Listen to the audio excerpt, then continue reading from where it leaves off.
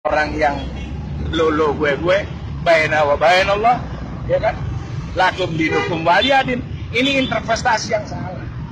Mari kita ajak orang yang tersesat, kita ajak, kita selamatkan. Orang yang papa kita pertolongkan. Orang yang lapar kita bantu beri makanan. Itu baru agama.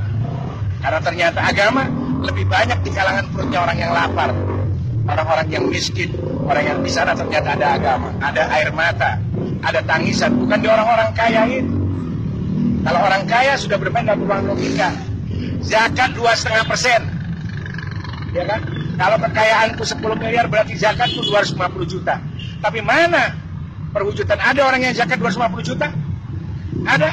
Nggak ada. Yang ada cuma nasi sebungkus sama ayam sama sambal, berharap dapat surga dari Allah dengan bahasa pahala. Kita lihat bagaimana Islam mau maju berkembang tatkala kita intoleran. Bukan intoleran dengan orang yang di luar sana, tapi intoleran dengan famili kita sendiri. Ikhwanul fiddin. Dia sama-sama bersahadat, sama-sama mengimami Al-Quran, sama-sama meyakini malaikatnya, ya kan? Tapi perilaku kita tidak pernah menyadari bahwa ada orang yang kita bantu sekitar kita. Kita ditanya, antum siapa? Ana muslim. Tapi mana? Coba kalau Anda pakai teori saya. Anda punya kekayaan 10 miliar, dizakatkan 250 juta. Ya kan? 250 juta jangan dibeli nasi. Kita tanya, ada jiron kita ini orang kerjanya cuma bolak-balik. Tanya, "Kif, antum apa kerja?" "Saya nganggur." "Terus?" "Saya mau dagang." "Kenapa enggak dagang?" "Enggak punya modal." "Oke. Ini ada uang, berapa modalnya?" "Ya kurang lebih 20 juta. Nih pegang 20 juta. Anak pengen lihat inti dagang yang benar 20 juta, tahun depan inti bayar zakat. Baru itu namanya rahmatan lil alamin. Kip, rahmatan lil alamin itu apa? Dari gelap menuju terang.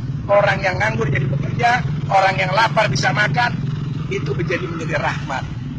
Kalau cuman antum bagi-bagi nasi sebungkus, pahala surga, lakraah ini hari, zaman udah now, orang sudah individualis, lebih percaya Google daripada percaya orang-orang bicara kebaikan. Lihat anak-anak bangsa kita itu, ya kan, mereka hidup ketersesat dalam pikiran, ya, mobil-mobil diisi pengamen. Ada kesadaran kita untuk membantu mereka, menyelamatkan mereka. Minimal jangan selamatin akhirat dah, dunianya dulu selamatin, ya kan, insya Allah akhiratnya nanti. Kan nggak ada. Kita begitu individu, kita seakan-akan sudah melewati tahta langit aja, seakan-akan kita ini orang benar di hadapan Allah. Padahal kita belum tentu bisa selamat.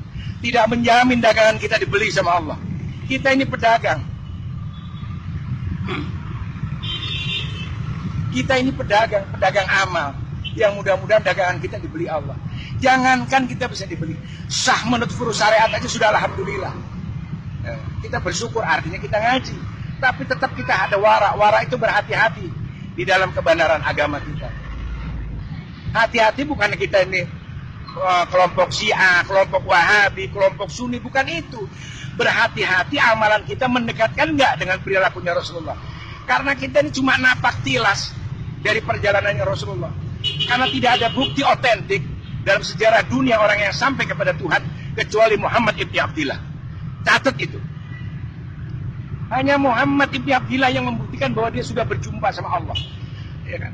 Ada namanya Siddhartha Gautama. Dia tidak sampai pada itu. Ya kan? Ada yang orang-orang hebat tidak akan pernah sampai. Cuma satu-satu buktinya.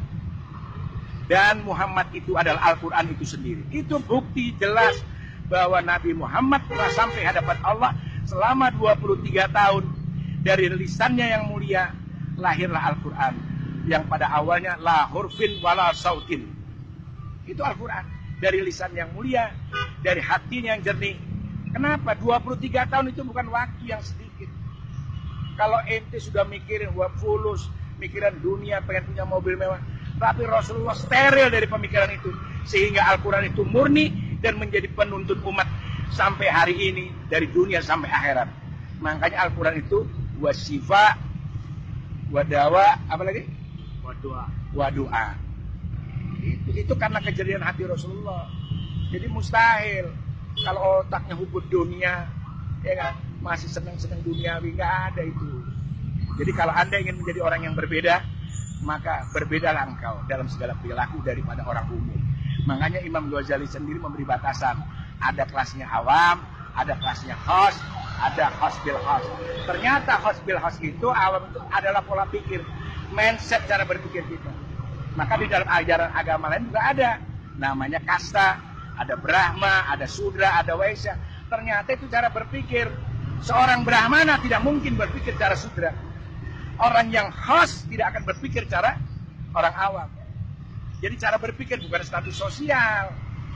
Nah, boleh jadi ente jadi orang tajir, dunia di tangan ente. Tapi kelas ente tetap orang awam. Makanya jangan heran banyak orang bahlul yang nggak tajir dia tajir. Nah, itu kelas. Jadi ingat bahwa khos adalah cara berpikir. Jadi orang yang cara berpikirnya intelektual, berbudaya, berkultur, bermartabat, dia akan menempatkan segala sesuatunya pada nilai-nilai terhormat. Tapi kalau antum memang orang rendahan, walaupun anda di pinggir jalan, ditaruh di istana sekalipun tetap anda rendah dalam berbudaya dan berkultur. Tapi kalau anda memang orang yang punya kelas, walaupun anda di pinggir jalan, tetap anda seperti mutiara di dalam lumpur, indah adanya. Assalamualaikum.